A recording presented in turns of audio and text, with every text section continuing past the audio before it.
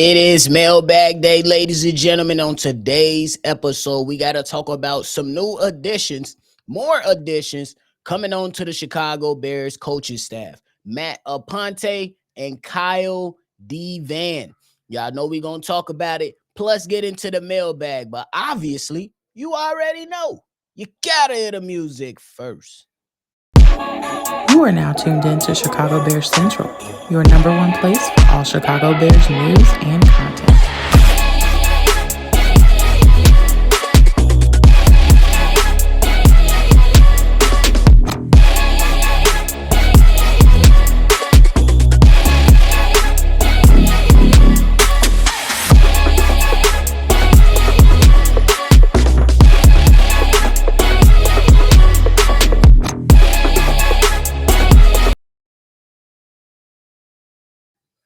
What's going on, ladies and gentlemen? Welcome back into another episode of Chicago Bears Central, the number one spot for everything Chicago Bears. I'm your host here, Bobby, and I'm holding it down. So if you're tuned in with us, hit the like button, subscribe to the channel, and hit that notification bell as well. No C-dub on this mailbag episode with me.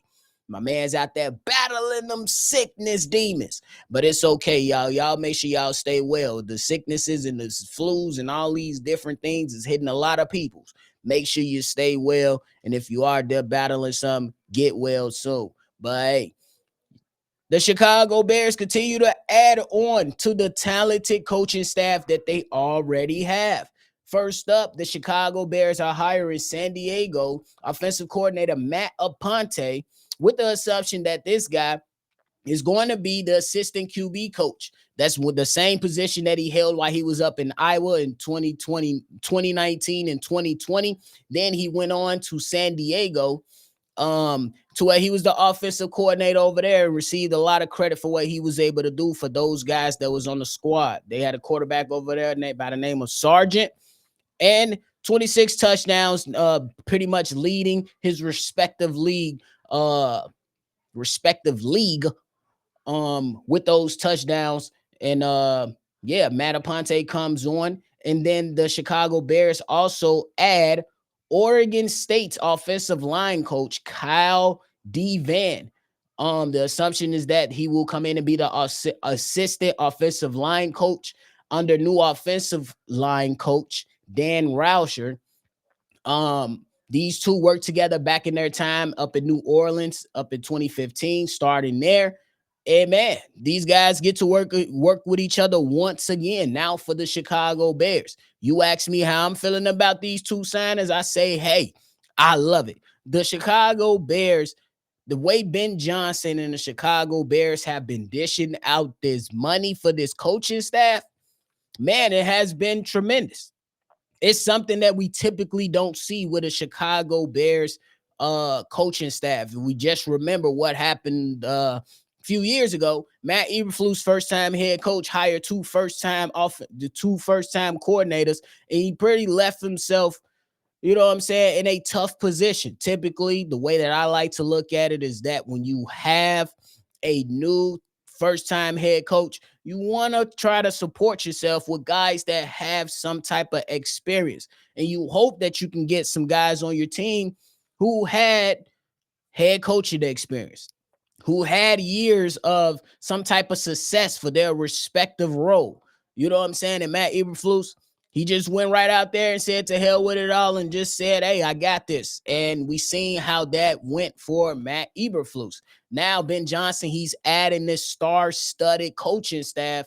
You know what I'm saying? A bevy of names: Antoine Randall, Al Harris. You talking about Dennis Allen, the offensive line coach, and Dan Rauscher. And now you adding on to these. Now you adding these guys to the mix. So I love what they're doing, adding that mix of young and old guys, just so you can help paint the vision for the Chicago Bears team and hope that you can push this thing forward. I remember a few years ago, Ryan Post talked about breaking the curse for Chicago Bears football. Look, it's been real bleak. It's been real fuzzy trying to figure out what the vision is. Instead of receiving 4K vision, we received 4 ADP the last few years when it came to the vision of the Chicago Bears. Now it appears that we're trending upwards to at least getting to 10 ADP, that high definition, but excuse me, but we need to obviously see it on the field. But I will say this, to have all those guys previously mentioned alongside these two guys, Matt Aponte and Kyle DeVan, and then Eric Bieniemy and a number of other guys, it gives me a lot of confidence in the Chicago Bears team to go out there and just simply do the right thing for the sake of, let's get this shit rolling in the right direction. We got a bevy of talent.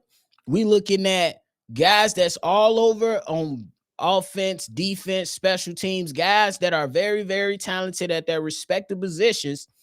And we just couldn't get the best out of the guys. You know what I'm saying? It was a gut punch right to all Chicago Bears land after that game in London. And we like, man, we 4-2. It's time to rock. We going into the damn bye week, and we gonna come out, face these Commanders, and hopefully we gonna bust them in the head.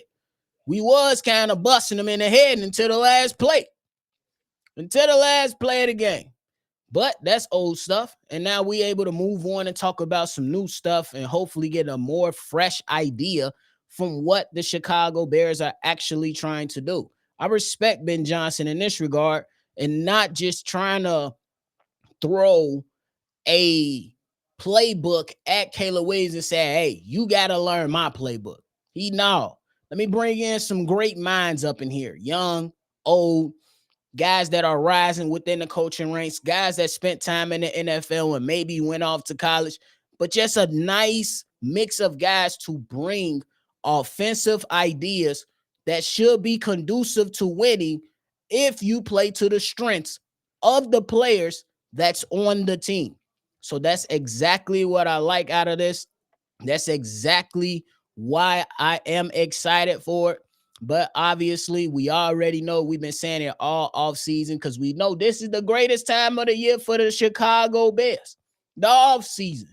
But obviously, us as fans want the season to match the offseason hype. We want the season to match the offseason hype. Excuse me, your boy up there battling, but we still got to go out there and get y'all this content. But I hope that the Chicago Bears can see some of this transpire or be reflective during the season. Let's go on a damn winning streak for the first time in a long time. Let's go on a winning streak. How many times behind Matt Eberflus we've been on those losing streaks?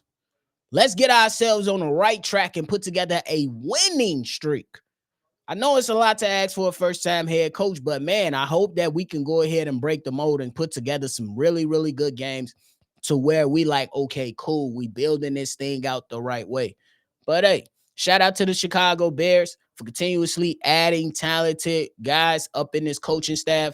And I just hope that it all works out and these guys are able to get the best out of these players. Ben Johnson, in his press conference, looked at those guys and say, get prepared to be uncomfortable. We gonna hold everybody accountable. Now, it's good that you said it, but now you actually have to do it, because those guys said that back in mini camp and training camp, they knew Shane Waldron was a bozo. We don't need to be looking at mini camp and saying, Ben Johnson, what you doing, gang? We don't need to be in training camp and saying, Ben Johnson, what you doing, man? No, we need to be seeing some good productive things being taught, coached, and executed from everybody involved. Let's not get it wrong. I'm not that guy that sit there and let players off the hook. I understand coaching matters, but I need my players to be winning players too. So whatever they got to do to absolutely ensure that we are headed in the right direction, I'm all for it. Let's go ahead and make sure it happens. But hey, that is it for me.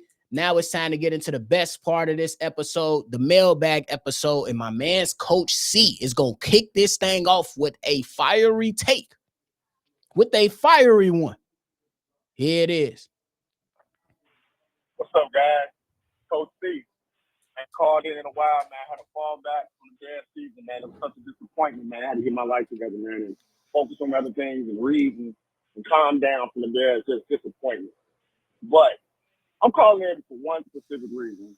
So I've been playing around on this spot track website to track players' contracts so that you have an idea of when the guaranteed money runs out, right?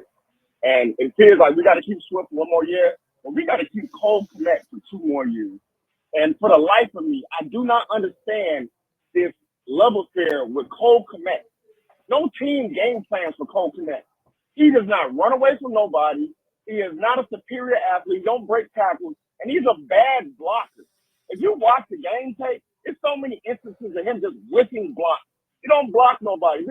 This this infatuation that he's a good blocker and we got to feed him and we got to find ways to give him the ball.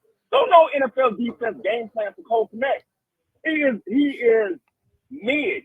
He's big for no reason. There's nothing special about Cole Kmet outside of the fact that he went to St. Viator, went to Notre Dame, now he's playing with the Bears. Outside of that stuff, there is nothing special about Cole Kmet. We need to pack him up and move him on. We can draft a guy to get us the production that Cole Kmet has given us. There is no reason for us to keep on hanging on to Cole Kmet. There's nothing special about this guy. And get us a tight end that's a threat and that can help us move on. But I'm just done with this Cole Kmet. It's bad narrative that he's somebody that we got to keep and we got to feature on offense. Ain't nobody scared about Cole Kmet, man. No matter how many tight end university summer camps he goes to, he is not a threat in the NFL. Time to move on. Fair enough. All right, shout out to Coach C for that take. Look, I'll keep it real with you. I think there's some type of validity, and I don't think you're alone in that. I will say this. I feel a little bit differently about it. Do I think Cole Kmet is a superstar? No, I do not. Do I think Cole Kmet could be a serviceable tight end for the Chicago Bears? Absolutely. Do I think he should be the highest paid tight end? I'm not going that far. I don't even know if that's even a discussion moving forward. You know what I'm saying? But I look at the production in 2021, 612 yards, 60 receptions. 2022, 50 receptions, 540 yards. Best year is 2023, 73 receptions, 719, and a drop off this season with an abysmal offensive game plan from Shane Waldron and the lack of featuring him. 47 receptions, 474 yards. Now, I will say I believe Cole Kmet is a threat in this league, me personally. I think he can provide something. I don't think he's a perfect player. But if the Bears were to come and say, hey, we need a little bit more dynamic or a little bit more explosion from the tight end position, I can feel that. But I still think that while you have Cole Kmet on his team, you can absolutely utilize him, which is why I was on board for Ben Johnson a while ago, because he was a tight ends coach throughout his NFL coaching career. And we seen guys like TJ Hawkinson thrive under him, guys like Sam Laporta thrive under him. And I say, despite the reservations, I say let's give him a chance to see what he looks like in this offense that's going to be, quote unquote, built around the strengths of the players. And if we keeping it a buck, I would have liked to see Cole Kmet be utilized as a security blanket a little bit more often for Caleb Williams. I think he could have been huge for them in that regard. I would say it was a down season this past season, and everybody can have their reservations, but I say let's give him another chance. Let's give him another chance to bounce back, because I think he has some type of value that he can add to the Chicago Bears. Obviously, I think it's going to be Rome and DJ going to be featured more, but I don't think you can forget about Cole Kmet and what he could potentially bring to the Chicago Bears. Just saying. Because if we're talking about last season, that's a drop-off. But the season prior, with the Justin Fields, 73 receptions, and it was very, very productive in yardage. So we'll see. We'll see. But I appreciate the take, because you ain't alone on that. I appreciate the take because you're not alone on that. But I say, let's give him another chance. Appreciate the call, my guy. But hey, We about to get into this next one. This next one is from Milton. Yo, Chicago Bears Central. Hey, Bobby, see the Evo, Big Kel, what it do? Is Milton the Dark Knight calling for Virginia Beach once again. Hey, fellas, I just saw on some draft boards for this forthcoming draft on April the 24th of this year. Here's a person that the Bears should be able to draft if he's still available. If not in the first round, definitely in the second round. His name is Gray Zegler, I believe his last name is.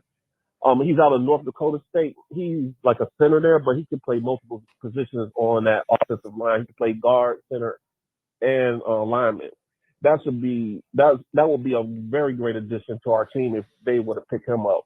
And also, question for y'all: do y'all think they should bring Tevin back on like a prove it deal, like a 1 year prove it deal? I don't know if this is like his fourth or fifth year with us. I forgot when he was actually drafted for the Bears, and if they were to bring him back, could they exercise that fifth year option if he hasn't played his fifth year option with us? Because I mean, while the dude's healthy, the dude's a beast, but it's just that injury history. Also, do you think that the Bears should draft or think about drafting safety because of Jaquan Brisker's injury history with concussions and everything? It's just a question I was wondering about that because of Jaquan Brisker. I would love for him to come back, but it's just those concussions that's really bothering me about that. And also, with this team and a lot of the fans, they need to get out of this. Okay, we need to get Ashton Jitchy with that very first pick in the first round, the number 10 pick and everything. I mean, there's some other decent running backs other than him because it's not likely he's going to wait all the way to the end of the draft, end of our pick for, let's go ahead and draft him. I'd rather go with someone else because he's going to be likely be going to a team that's trying to be in a rebuilding phase. But those are just the questions that I have. And also, one last question. Did y'all hear anything about Ian Cunningham? Did he get the job with the Jags yet or not? If not, then we'll just have to wait till next year. And if he did, that'll be 2 extra picks we get. But anyway, always love hearing what y'all got to say about this. As always, Chicago up, bear down. I'll holler at you on the next one. All right, so we heard from Milton. First thing first, when it comes to Tevin Jenkins, I say, hey, if you can get him on a team-friendly deal, don't have to pay that much, I say, why not? We know, or at least I believe, that when you have a strong offensive line, a lot of the times you probably can't completely eliminate injuries, but you can kind of suppress injuries a little bit. You know what I'm saying? You can kind of keep injuries down if you have a stronger unit than said what we've had the last 2 years. You see Braxton Jones get hurt, Tevin Jenkins get hurt, Nate Davis be a bum, Coleman Shelton get pushed on his ass plenty of times. Before that, Cody Whitehair get pushed on his backside plenty of times. So I think that if you offer this young man a team-friendly deal, I say you can't go wrong with that. And you just add on to what we need. We not only need a good starter O-line, but we need good depth because this is the NFL and guys in the trenches get hurt more so than not than any other positions around the league. It's always the big fellas in the trenches because they're battling every single play. A wide receiver, they might be able to take a play or two off. Same for a tight end, may be able to take a play or two off. Offensive line, defensive line, ain't no plays off. Ain't no plays off as long as you own that because you got to have some type of impact. Number 2, Ashton Jeanty. Look, my man's Hayes said it best. I think it's becoming a real possibility that this could happen. I think that we have to get closer to the NFL free agency before we be like, okay, cool. Because if the Chicago Bears go out there and let's just say for the sake of discussion, they signed 2 solid offensive linemen off of the street. We'll say Trey Smith, they spend the bag on him, and let's say they pick up Dogman. Then you really can go into the draft and be like, hey, at number 10, the best player available might be Ashton Jeanty. Some will say, hey, go get Will Campbell. I'm not mad at that either. But it's definitely a decision that you're going to have to think about because if you're looking at some of the best teams around the league, especially this season, and how the Philadelphia Eagles won the championship, you need an efficient offense. A lot of people go for the explosive offense, and they just be explosive passing, but they suck running the ball. The Philadelphia Eagles had an efficient offense. Run the rock. When we need to pass, we pass.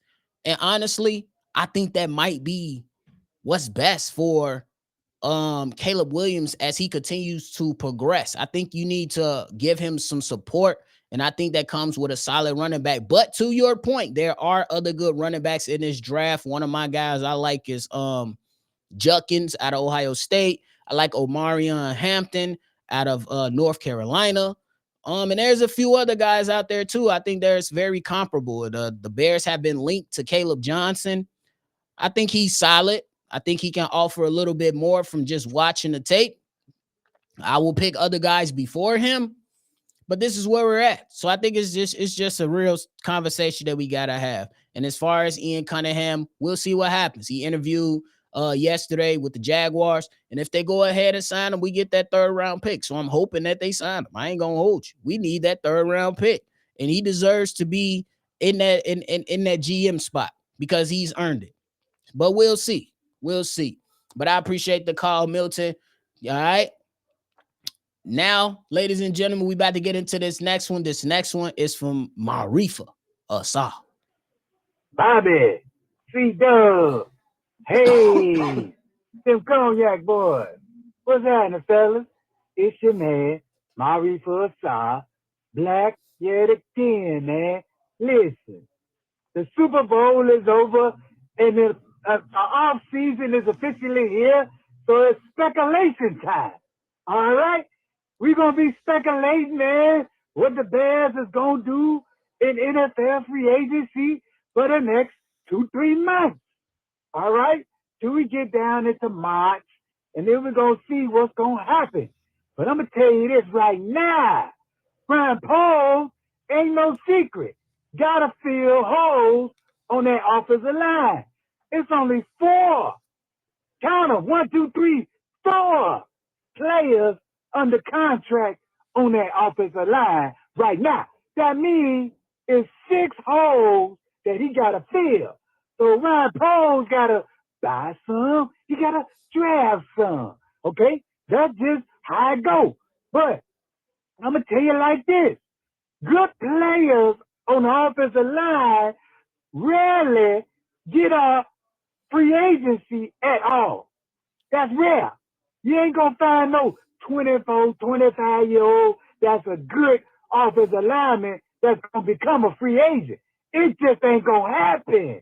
So we can stop dreaming about Trey Smith because it's over with. Kansas City ain't going to let him out the building. They'd be goddamn fools if they allow that to happen. Now, you're going to start seeing players like Kevin Zeitler.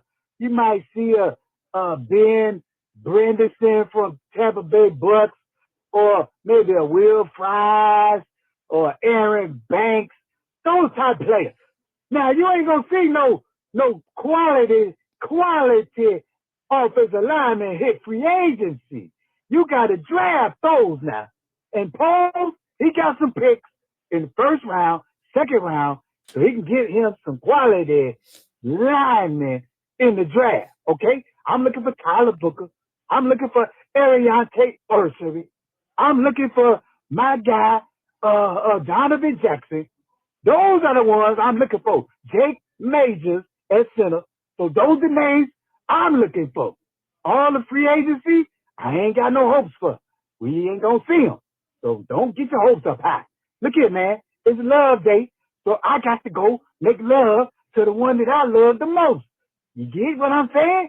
So I'm going to get up out of here, man. I got a place to go, got a piece to see. But you know what I'm saying before I leave? It's Chicago up and bet out, baby. FTV. Let's go. All right, so we heard from Marifa pretty much saying, don't get your hopes up. Look, I understand Kansas City don't want him to come out, but hey, I say free agency, sometimes you never know. Sometimes you never know. So I say until he's locked up and he's sealed away, you still have a little hope that you could try to go out there and acquire this young talent. I know there's some pushback about his performance in the Super Bowl, but let's keep it a grand. That whole offensive line for Kansas City got whooped. Even their one of their best guards, who they pushed out to the left tackle when Tony, he got whooped too. They all got whooped. So you take it for what you will. I say you still go out there and you try to pursue this young talent. And if he elects to stay with Kansas City, at least you can say you tried, and then you could probably move on to trying to find some valuable starters for the Chicago Bears. But the main thing, keep the main thing the main thing. Be aggressive. That's all you can ask for. Be aggressive. Because I will say that it's going to be some offensive linemen that's looking at Ben Johnson and looked at what he did in Detroit and be like, man, I would love to be a part of something like that.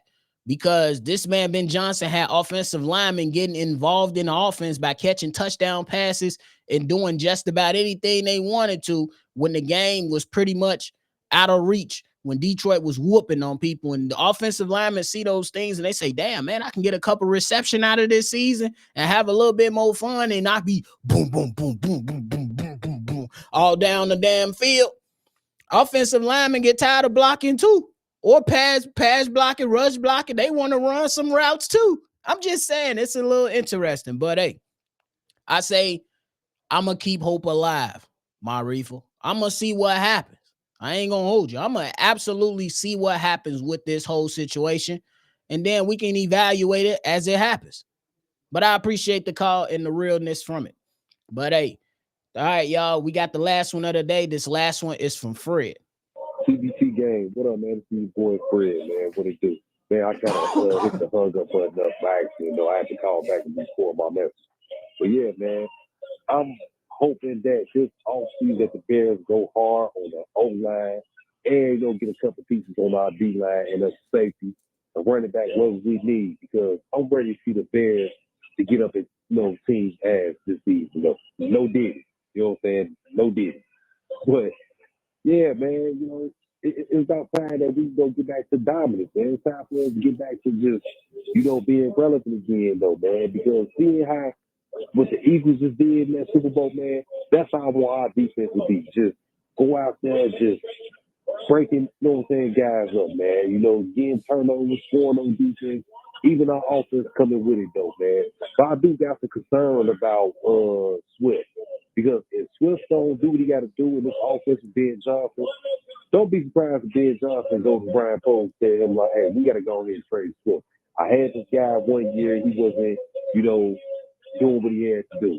You know what I'm saying? So hopefully we can, get rolling. And yes, I was pulling for Roschon Johnson, but Roschon, his concussion, it concerned me. That's the only thing. Then on top of that, he, like, to me, Roschon feel like he ain't got that toughness. We need a running back who's going to run between the tackles. He's scared to go ahead and get us, pick up them tough yards. So, because we need that. That can set up, like Swift or whoever, our running back is, though, man.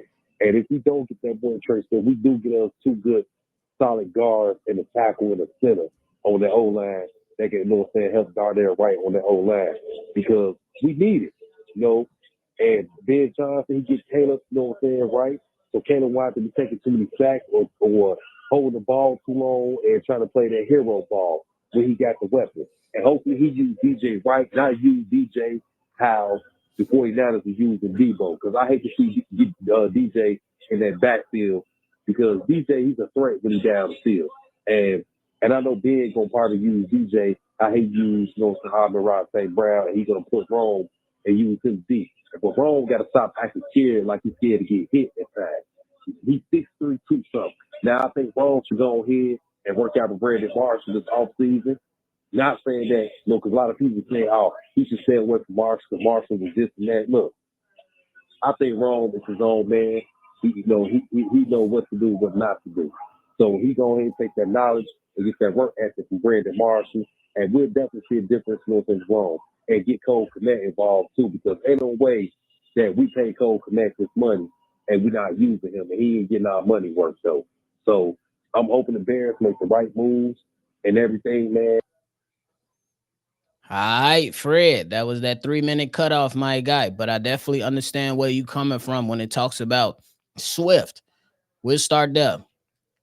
DeAndre Swift was a guy that I was not really big on early last season, and I pretty much had enough of seeing him during the Indianapolis Colts game, and I ain't gonna lie, he turned out and finished the season pretty decently. You know what I'm saying? Was it great? No, I don't think there was nothing really great about the Bears offense last season, but I think that if you've been, I think you could still utilize DeAndre Swift a little bit, even though I will still go out there and look at an additional running back, whether that's Ashton Genty or somebody else. I would definitely still go out there and look at that, because to your point, it's just that Rojo is just one thing with him. You know what I'm saying? Can't stay healthy. And then it's like, does he have that home run hitting style of run? You know what I'm saying? Can he hit his head on the goalpost? Excuse me. And then Caleb Williams, I hope that Ben Johnson get him right, because we don't need him to be going out there playing hero ball. We need him to make sure that this offense is efficient. And to your last point, Rome working out with Brandon Marshall, I say go out there and do it. Me personally, I think Rome needs to start trending upwards to being that number one, personally, because the style of play that he has and the talent that he has, and he's the future. You don't draft a guy like Rome Odunze to not say he's going to be a part of your future. We already seen that with all the turmoil, how he can go out there and make plays. We seen on multiple occasions to where the Bears absolutely needed to make a play. Caleb Williams leaned on Rome Odunze a lot of the times. Keenan Allen too, you know what I'm saying? He didn't disregard DJ, but Rome got some of those too. And I hope that the Chicago Bears, along with DJ Moore and Rome, you add a good number three. And I don't think it should be Keenan Allen. Me personally, I think you need a number three that can stretch the field with speed and take the top off and push those safeties back. That's how you get the best out of DJ Moore across the middle of the field. That's how you get the best out of Cole Kmet in the flats and in the intermediate routes. That's what I think is going to have to be prevalent for the Chicago Bears to take their next step forward and to get the best out of their guys. Now, I understand that you said, and Coach C, it's not a lot of people that's really high on Cole Kmet. I understand that. But, hey, we'll see what happens. Again, I still think that he deserves one more shot.